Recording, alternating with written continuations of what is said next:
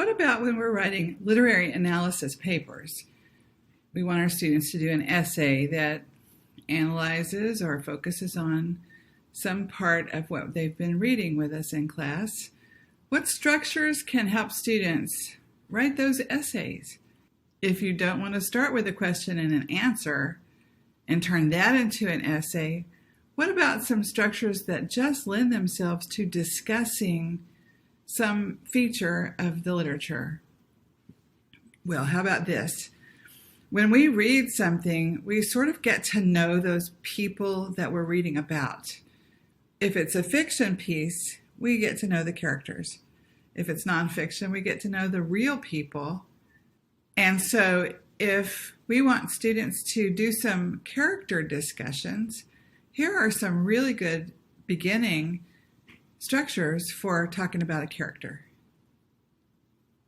Of course, those are not the only ones, but it's a handy set of choices. If you ask the students to pick one and write about a character, it's so interesting to see what they come up with. One of my students wrote about Miss Havisham from Great Expectations, and she used this. I used to think, but this happened, so now I think. So with any of these structures, you would tweak it somewhat to talk about the character's beliefs instead of your beliefs, or what events in the piece change the character's point of view. This student changed the structure and included several more things that happened. So you see her structure says, I used to think, then this happened, so then I thought, and then this happened, so then I thought, and then this happened, and I concluded. This would be a simple retelling of the story if it didn't have those then I thought parts to it. It's not a simple retelling of the plot, however, because the student is using this structure to show how the character is revealed through the story. Her kernel essay says, I used to think that Miss Havisham was cruel, harsh, and mean because she told Estella to break Pip's heart and beat him in a game.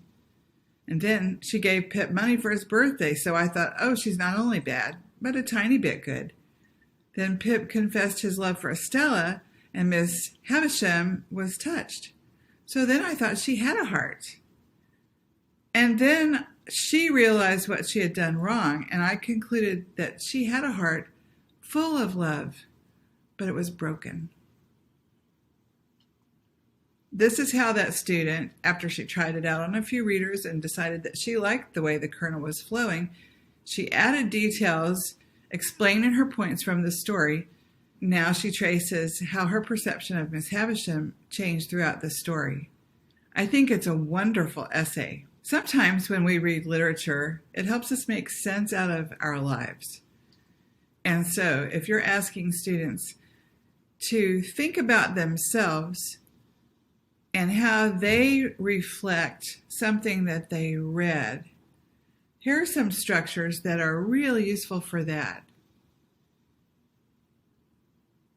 You see, the story of my thinking is useful for just everything, but there are some other structures that are especially helpful when they're making sense of their lives. Sometimes we read and think about a concept, like in Animal Farm, there are some concepts that emerge. Same of any powerful piece of literature, some concepts.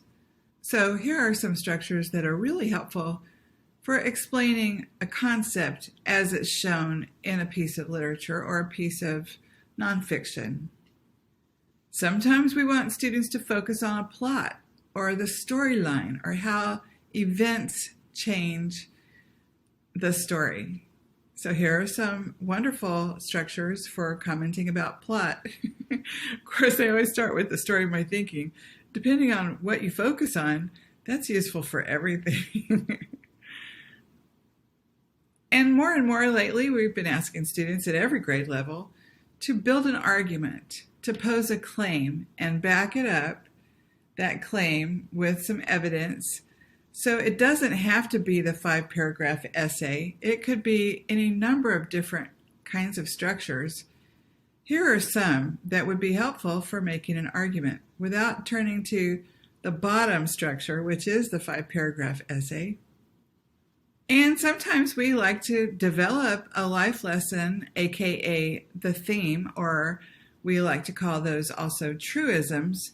That is a concept put into a sentence form through the character's experience.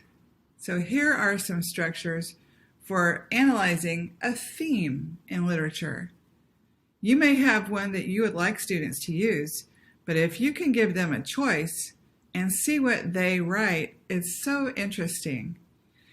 This one is written by Ale Braun, a 9th grader, who wrote, "Even though the best people may have flaws, it's their perfections you should concentrate on."